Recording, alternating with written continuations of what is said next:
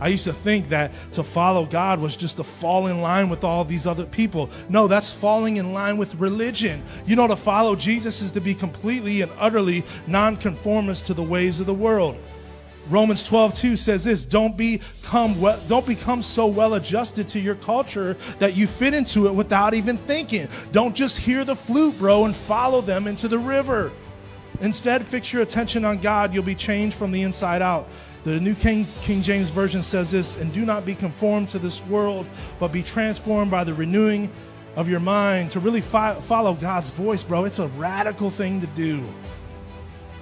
I'm not talking about the voice of religion. I'm talking about the voice of God. It's literally the most punk rock, anti-establishment thing you could possibly do in your life. It's literally the most rebellious thing you can do. It's the most gangster thing you could ever do is to follow Jesus. I don't know what your picture of God is, what your picture of the Lord is, but it takes guts. It takes courage. It takes faith. It takes the willingness to go against the stream to follow God. It's gangster to follow Jesus. I'm going to give you some examples.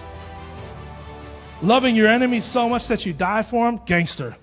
Someone slapping you and then you turn your cheek and let them slap the other one, gangster. Putting yourself before other people, gangster. Not playing in the political mess and the division that we see in our world and our culture, gangster. To be faithful to one woman instead of hopping around and building a body count, gangster. Flipping tables at church and eating with people that religious people said you shouldn't go around, gangster. Making sure there's enough wine for celebration to continue so the bride and groom aren't embarrassed at their wedding. Yeah, Jesus did that. He did that. Gangster. That's why it's important that you follow the voice of God.